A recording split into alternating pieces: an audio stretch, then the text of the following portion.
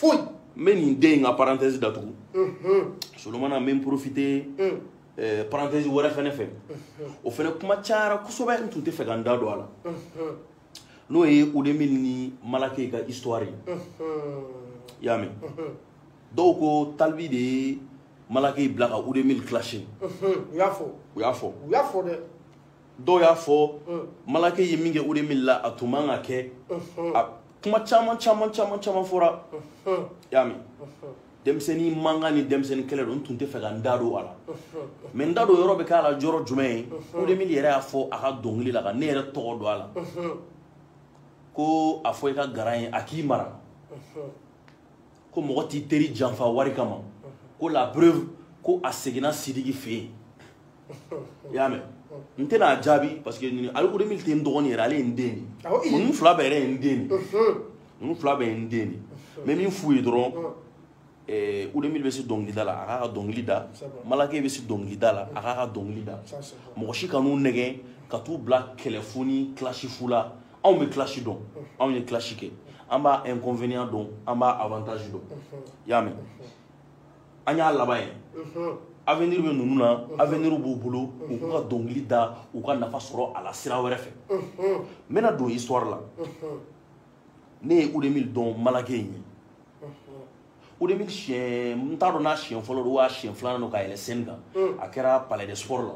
a don u ko ka te jouer ne yɛrɛ nana ne y'a la jouer ka commentaire ba k'a kan n ko mɔgɔw k'a lamɛn denmisɛnnin min don talan b'a la don nataw la a bɛna sangaba sɔrɔ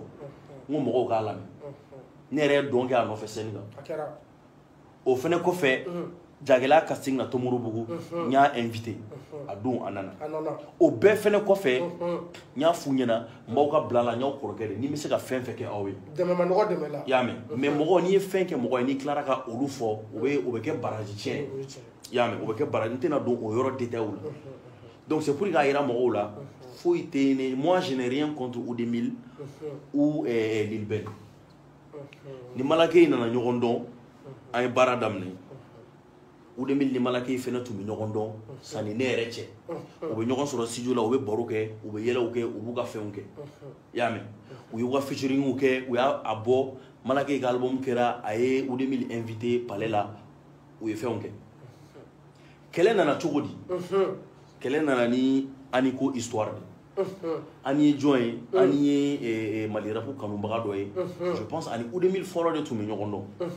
n t'a dɔn u ye ɲɔgɔn dɔn cogo di n t'a dɔn u ka ɲɔgɔn dɔn cadre bɛ cogo di n tɛ n da don o yɔrɔ la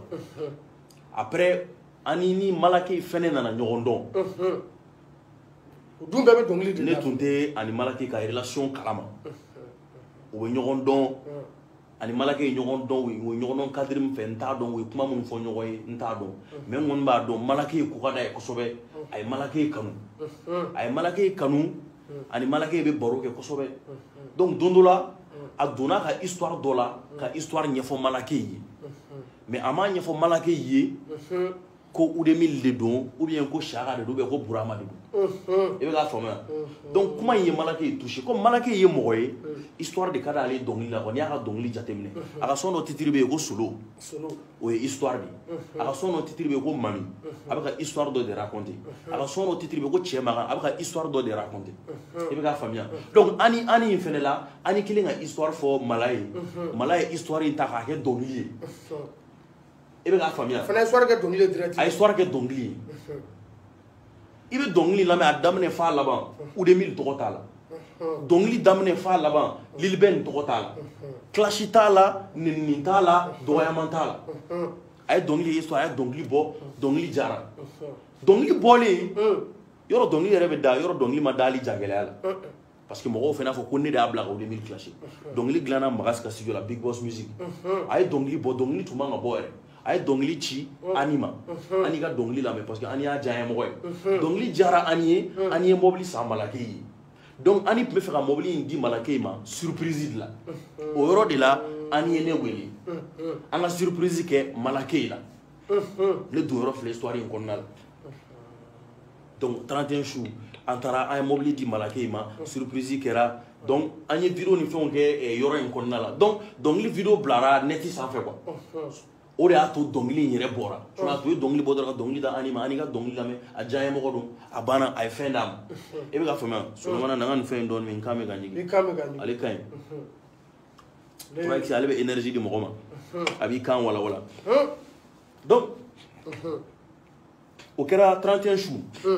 décembre i y'a mɛn dɔnkili bɔra ah bon mɔgɔw commencera k'a fɔ ne ye Talibi est ce que Malaki tɛ ka Oudemil de clasher ne ko a bɛ Oudemil clasher cogo di n ko Oudemil ko kuma jumɛn bɛ nin dɔnkili kɔnɔna la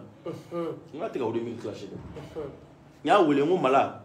mɔgɔw bɛ k'a fɔ de ko ani dɔnkili kɔnɔna la ko histoire in bɛ Oudemil de kan i y'a mɛn a ko non histoire tɛ Oudemil kan n ko bon quel qu'en soit i terikɛ de don n bɛ taa a terikɛ yɛrɛ tɛ a baarakɛɲɔgɔn don a wele téléphone na i k'a fɔ a ɲɛna a k'a faamuya san'a ka taa kɛ histoire ye ɲɛfɛ a kana kɛ ɲɔgɔn faamuyabaliya ye Malaki ni Oudemil kuma dɔn Oudemil y'a kɛ comme 0-0 non foyi tɛ yen a kɔfɛ Malaki bɛ Oudemil photo poster mais Oudemil tɛ sɔn ka Malaki photo poster i y'a mɛn o kɔfɛ an ye ɲɔgɔn ye Sidiki fɛ yen Malaki ni Sidiki ka dɔnkili bɛ ka dilan don min na Oudemil yɛrɛ tun bɛ studio kɔnɔ ani Mala ye baro kɛ a yɛrɛ tun bɛ ka hakilinata di dɔnkili in kan a ko ni Mala ye nin yɔrɔnin kɛ tan a bɛ ɲɛ n'a ye nin kɛ tan a bɛ ɲɛ o bɛɛ kɛra ka sɔrɔ dɔnkili in bɔra i bɛ k'a faamuya o bɛɛ kɛra ani sɔn kɔfɛ donc kɛlɛ tɛ yen foyi tɛ yen i bɛ k'a faamuya u bɛ ɲɔgɔn ye u bɛ baro kɛ u bɛ tɛmɛ maintenant à ma grande surprise Oudemil ka concert date bɛ bɔ yɔrɔ min na dɔrɔn Oudemil taara son bɔ ka ne ni Malaki ye clasher Malaki y'ale teri de ye o y'ale janfa wari kama o y'ale janfa muso kama o y'ale janfa mobili kama ka hinɛ don mɔgɔw la mɔgɔw fana ye Malaki kɛ mɔgɔ lankolon ye ko Malaki ye mɔgɔ min ye a b'a teri janfa wari kama wa mɔgɔ min don ani Talibi bɛ ɲɔgɔn fɛ bon Talibi bɛ sɔn clash ma Talibi de y'a bila clash la bɛɛ wulila ka Malaki dɔgɔya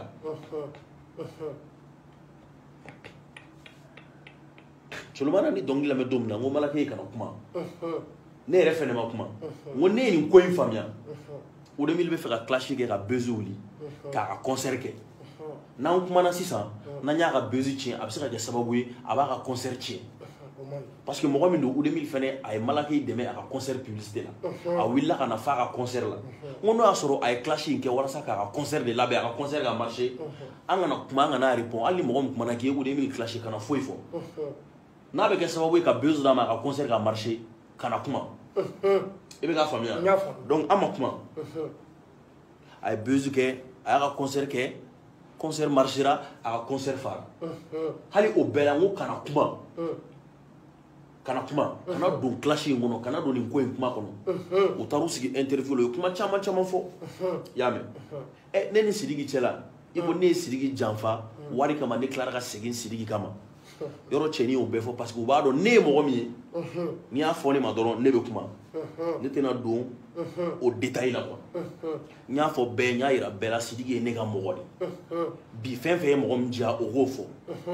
n'i ko n y'a ka jɔn ye o n y'a ka kɔgɔ ye o n tugura a ka wari kama o foyi tɛna ne bila ko n bɛ Sidiki dɔgɔya foyi tɛna ne bila ko n bɛ ŋaniya dɔ ta k'a ɲɛsin Sidiki ma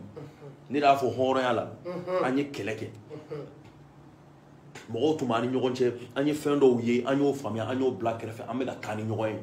n terikɛ tɛ bi dɛ c'est mon frère o y'o parenthèse ye donc n tɛ don hali o réponse kɔnɔna la ne ni Sidiki seginna ɲɔgɔn ma kun min na ne ni Sidiki ye kɛlɛ ban kun min na ne ni Sidiki de b'o dɔn donc mɔgɔ si ka kuma tɛ n'an bila ka fɛn wɛrɛ fɔ o kɔnɔna na n bɛ bɔ o kɔnɔna la n ko n'a ye buzz in kɛ k'a ka concert marcher a to yen a y'a ka concert kɛ a marchera mɔgɔ caman ye Mala wele non Mala i kan ka répond Mala i fɛnɛ kan ka dɔnkili bɔ Mala i kan ka nin kɛ n ko non n ko ni concert tɛmɛna Oudemil ye ne yɛrɛ den n bɛ Lil Ben yɛrɛ dɔn n b'a f'u ɲɛna ni mɔgɔ min bɛ k'aw nɛgɛn aw ka clash kɛ a tigi t'aw ka hɛrɛ fɛ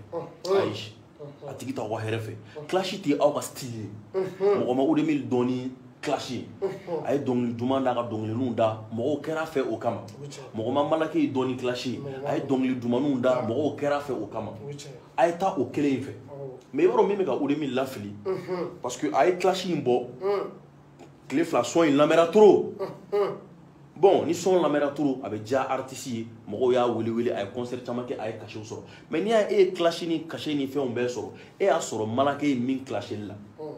malake ma kuma malake ma foyi fo e yɛrɛ kan ka malake barika da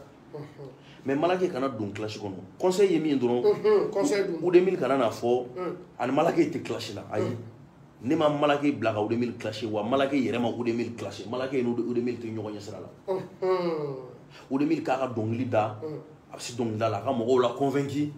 a k'a ka jama sɔrɔ classe i b'a daminɛ dɔn i t'a laban dɔn dɛ anw b'a dɔn anw y'a kɛ wa classe ye tiɲɛni min don anw ka carrière la an b'a dɔn e m'a ye fo bi hali malake filɛ nin bi mɔgɔ dɔw bɛ malake kɛlɛ mɔgɔ dɔw b'u ban ka malake ka sɔn lamɛn mɔgɔ dɔw b'u ban ka sɔn malake ye parce que ko kɛlɛ min bɛ u ni ne ni ɲɔgɔn cɛ aw kana ne ka kɛlɛ don malake kɔnɔna la kɛlɛ min bɛ aw ni ne talibi ni ɲɔgɔn cɛ o ye aw ni ne ka kɛlɛ de aw ni ne de b'o kɛlɛ kɛ aw ni ne de bɛ ɲɔgɔn na mɔgɔ si ni malake tɛ ɲɔgɔn na i y'a mɛn hali mɔgɔ dɔw b'u ban ka malake ka sɔn partager mɔgɔ dɔw b'u ban ka malake lamɛn ko parce que talibi ka petini don talibi ka denmisɛnnin don a bɛ ja gɛlɛya la non non non malake ka concert ɲɛkɔrɔ la n y'a fɔ bɛɛ ye malake ye ɲɔgɔn talan malake ye ɲɔgɔn voix malake ye ɲɔgɔn min b'a la denmisɛnnin kunda mali ma deli k'a ɲɔgɔn sɔrɔ maliyɛn kana malake y'i dɛmɛ talibi kama maliyɛnw kana malake y'i dɛmɛ malake yɛrɛ kama a y'a dɛmɛ mali kama parce que ni malake ye san sɔrɔ malake bɛ taa ni mali misiki ye yɔrɔ la mɔgɔw hakili tɛ min na a style b'a la a talent b'a la a fɛn bɛɛ b'a la aw kan'u nɛgɛ ka don classique la aw kan'u nɛgɛ ka don kɛlɛfu la aw kana malake kɛlɛ parce que ko talibi man di n ye yɔrɔ ne yɛrɛ tɛ dugawu kɛ yɛrɛ ne ka diya mɔgɔ ye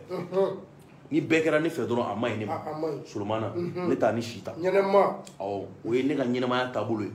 i m'a faamuya ne kanubaga wolomalen de don ne kanubaga bɛ compter ne kanubaga bɛ sɛnsɛn de bɛɛ ma da n ka ne kanu ayi parce que dusutanden tɛ se ka ne kanu hypocrite tɛ se ka ne kanu ayi donc aw kana malake kɛlɛ ne kama a y'a lamɛn a y'a partager o sira fɛ kuma lasurunya la ka Udemil bɔ fili la malake ma classe t'a ni malake cɛ foyi t'u cɛ n'a b'a ka dɔnkili da a k'a ka dɔnkili da a bɛ se dɔnkili da la a k'a ka carrière kɛ a kana nin sama ka taa yɔrɔ si ni mɔgɔ o mɔgɔ bɛ k'u nɛgɛn u bɛ k'a nɛgɛn de i y'a mɛn sinon i y'i ka concert kɛ i y'a dabɔ concert min kama i ye concert fa concert tɛmɛnɔ concert ye su kelen de carrière bɛ se ka taa fo san 100 yɔrɔ jɔrɔ n'i ka carrière ye kana jɔrɔ n'i ka concert